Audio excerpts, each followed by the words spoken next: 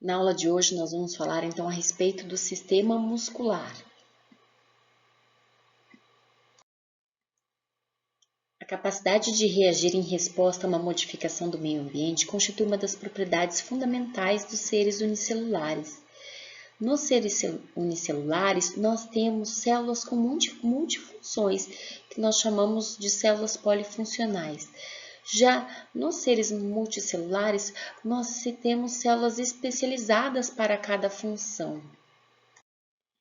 Aqui nós temos então a presença de um agente irritante junto de uma célula unicelular e em resposta à presença desse agente irritante, essa célula ela se recolhe. Nós temos 3 tipos de tecido muscular. O tecido muscular esquelético ou estriado esquelético, o tecido muscular cardíaco, também chamado de tecido muscular estriado cardíaco, e o tecido muscular liso. O tecido muscular esquelético, ele tem esse nome porque ele está fixado junto aos ossos do esqueleto. O tecido muscular cardíaco é aquele encontrado no arcabouço do coração. Já o tecido muscular liso é aquele encontrado nas paredes das vísceras e também dos vasos sanguíneos. Nós temos aqui então o tecido muscular esquelético e nós podemos visualizar através de um corte histológico a presença de células que são alongadas, com a presença de muitos núcleos, por isso nós falamos de células alongadas multinucleadas. Além disso, elas apresentam essas estriações, que nós chamamos de estriações transversais. Então, esta é uma característica histológica básica de um tecido muscular esquelético. Aqui nós temos o tecido muscular cardíaco. Esse tecido muscular cardíaco, ele também apresenta células alongadas. Essas células, em geral, elas são uninucleadas. Elas apresentam também as estriações transversais e elas têm uma característica que nós podemos ver aqui, ó, na letra I, é a presença desses discos intercalares. Esses discos, eles são importantes na propagação do estímulo. Então, nós temos uma propagação uniforme e contínua no tecido muscular cardíaco, que será vista mais a fundo junto aos tópicos de histologia. Finalmente, nós temos então aqui células do tecido muscular liso. Essas células, elas são chamadas de fusiformes, porque fusiformes elas têm o formato de um fuso, elas são uninucleadas e elas não apresentam estriações transversais, daí o nome de tecido muscular liso. O tecido muscular apresenta 4 características que o diferem dos demais tecidos. Essas características são a excitabilidade, a contratilidade, a extensibilidade e a elasticidade. A excitabilidade é a capacidade que o tecido muscular tem de receber um estímulo, de interpretar este estímulo e de responder a esse estímulo. Já a contratilidade é a capacidade que a fibra muscular tem de se contrair e toda vez que ela se contrai, ela se torna mais encurtada. A extensibilidade é o contrário da contratilidade. Então, na extensibilidade, a fibra muscular vai se estender e se alongar. Já na elasticidade, nós temos então a propriedade da fibra muscular de se contrair ou se estender e depois voltar ao normal. Por isso, chamada de elasticidade. Um elástico, se a gente estende esse elástico, depois a tendência dele é voltar ao normal. Quais são as funções do tecido muscular?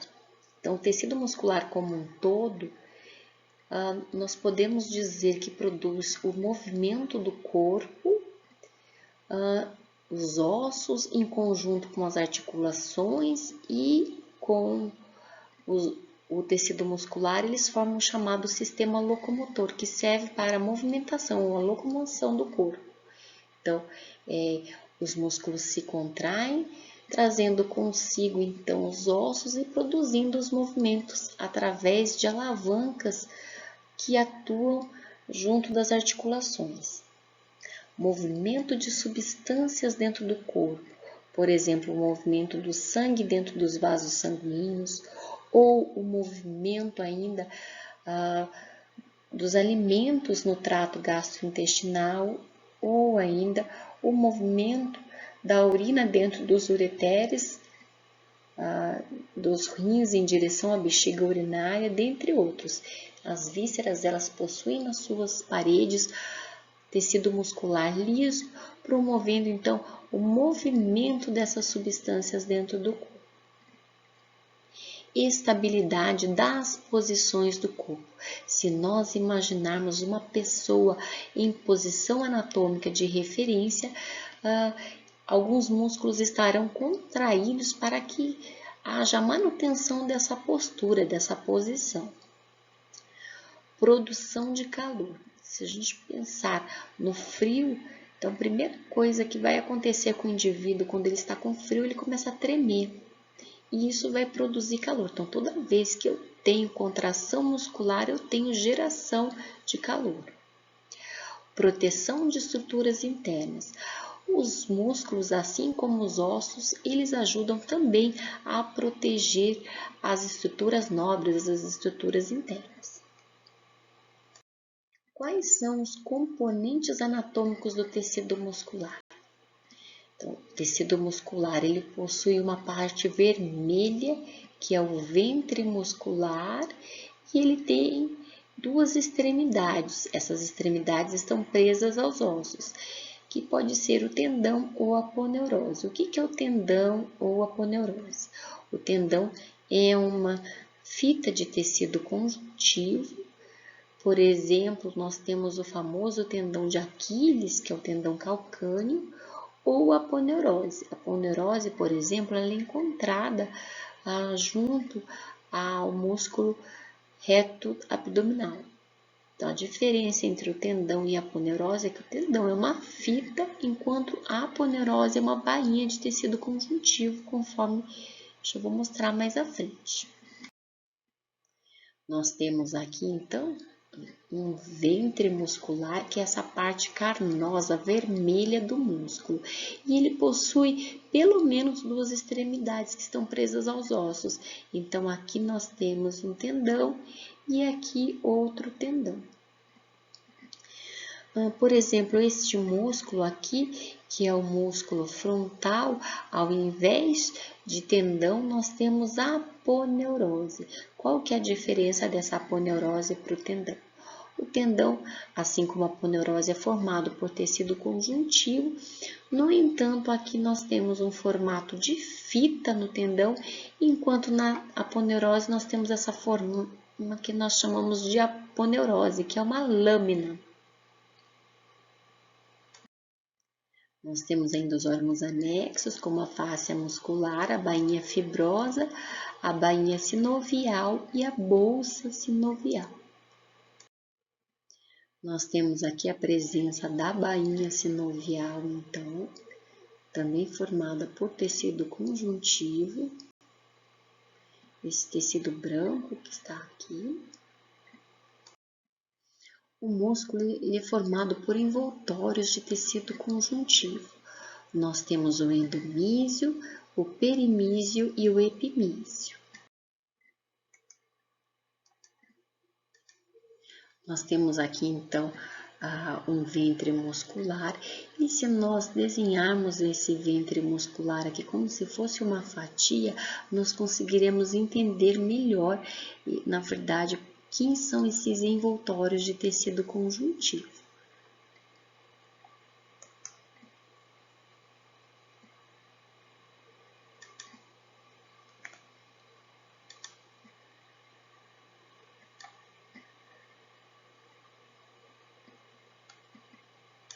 Imaginando então que nós temos essa fatia aqui desse músculo, nessa fatia nós temos vários conjuntos de fibras musculares.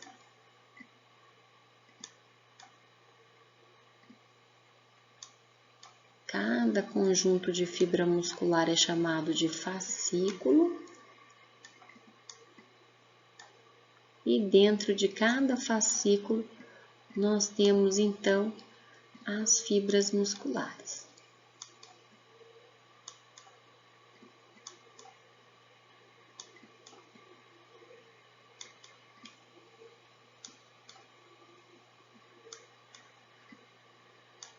Então, este envoltório mais externo aqui é o epimísio.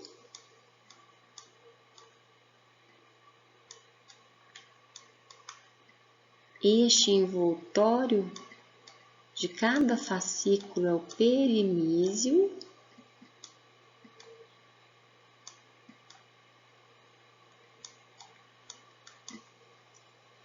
Já este envoltório de cada fibra muscular é o endomísio.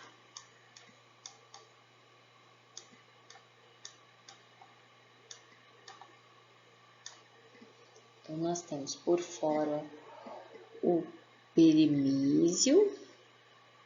Cada fascículo muscular, que é cada conjunto de fibras musculares deste, também é envolvido por tecido conjuntivo. Aqui nós temos o perimísio e cada fibra muscular, por sua vez, também possui o seu próprio envoltório de tecido conjuntivo, que é o endomísio. O prefixo endo vem de dentro. Se alguém já fez canal, fez tratamento endodôntico, então esse prefixo endo significa dentro. Todo músculo tem uma origem e uma inserção.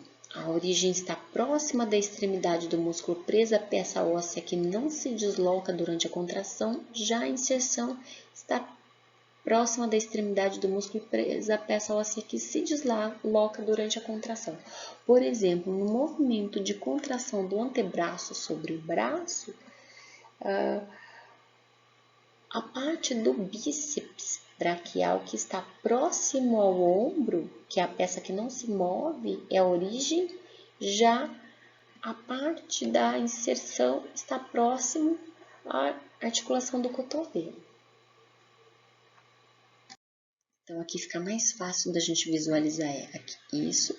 Aqui nós temos a origem, perto da parte óssea que não se move, e aqui a inserção, perto da parte óssea que se move, porque esse braço ele vai fazer aquele movimento de flexão e extensão. Flexão, extensão, flexão, extensão. Então, aqui nós temos a origem e aqui nós temos a inserção. Hoje em dia, em alguns livros, vocês vão ver também inserção proximal e inserção distal. Por que proximal e por que distal? Proximal, perto da cintura. Distal, distante da cintura. Os músculos podem ser classificados de diferentes maneiras, quanto à forma, quanto à origem, quanto à inserção, quanto ao número de ventres musculares e também quanto à ação.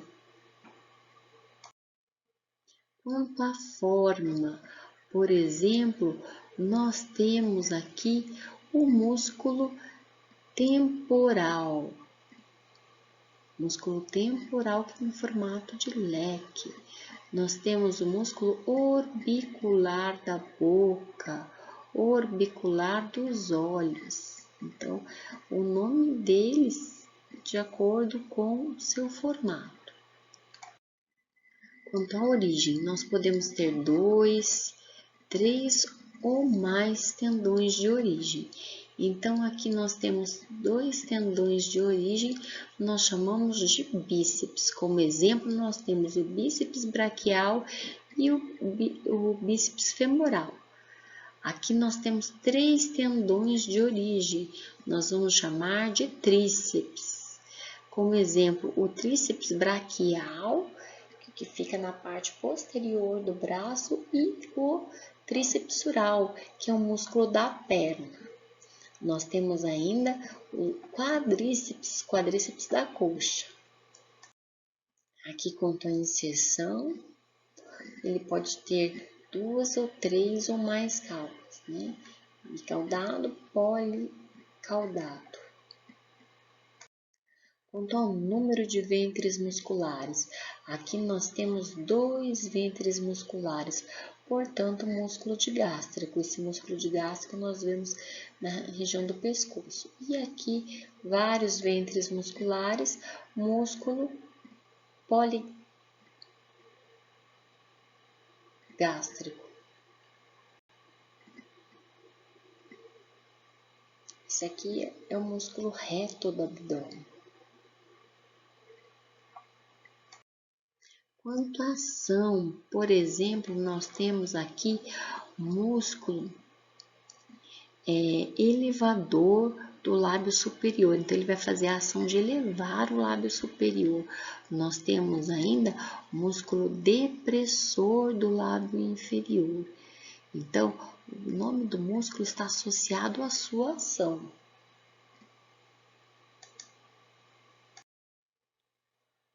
Os músculos podem receber os seus nomes, ou a sua nômina, de acordo com sua forma, de acordo com a sua origem e seção, de acordo com a direção das suas fibras musculares, de acordo com a ação muscular, quanto à localização e ainda de acordo com seu tamanho. Quanto à forma, nós temos aqui o músculo pronador quadrado. Ele recebe esse nome porque ele é quadrado. Nós temos aqui os músculos redondos, redondo maior, redondo menor. Então, esses músculos eles vão receber o seu nome de acordo com o seu formato. Nós temos ainda músculos que recebem o seu nome de acordo com a sua origem de inserção. Por exemplo, aqui nós temos um músculo que vai desde o ióide até o externo. Este músculo é chamado de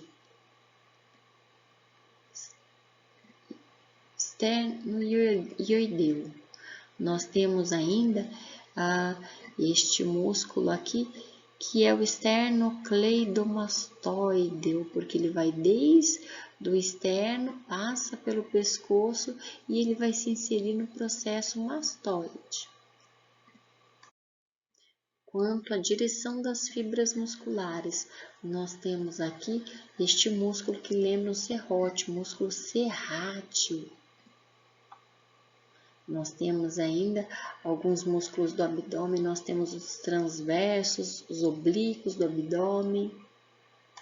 Quanto à ação, esse músculo, o pronador quadrado, ele exerce o movimento da pronação. Quanto à localização, nós temos os músculos oblíquos, transversos do abdômen, nós temos o músculo frontal, que recebe esse nome porque está junto do osso frontal, por exemplo. Nós temos o músculo nasal, que recebe esse nome porque está junto do osso nasal. Quanto ao tamanho, aqui nós temos o músculo zigomático maior, ele se liga lá ao osso zigomático, e aqui nós temos o zigomático menor. Então, compare o tamanho zigomático maior, zigomático menor. Os músculos eles são formados por fibras musculares, que por sua vez são formados por miofibrilhas, que são formados pelos miofilamentos delgados e espessos, que serão vistos lá na fisiologia e na histologia como actina e miosina. Então, aqui nós temos a estrutura microscópica de um músculo esquelético, uma unidade motora que será visualizada junto com a fisiologia. O movimento dos músculos se deve ao movimento de actina e miosina. Então, nós teremos um deslizamento de actina e miosina. E esse deslizamento ocorre devido à presença da liberação de alguns neurotransmissores. Aqui nós temos a acetilcolina, ou da liberação de alguns íons como o cálcio.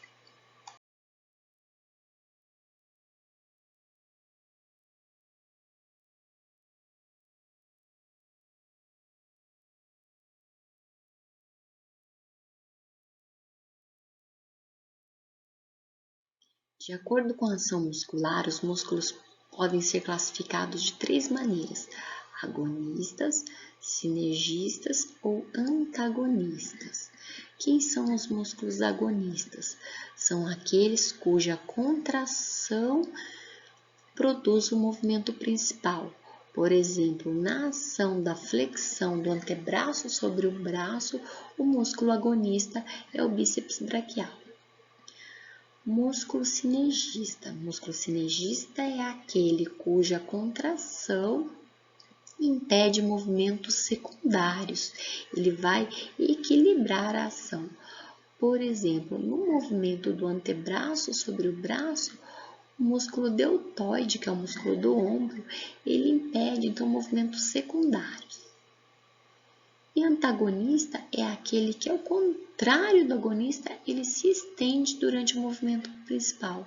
Por exemplo, no caso da flexão ainda do antebraço sobre o braço, o antagonista é o tríceps braquial.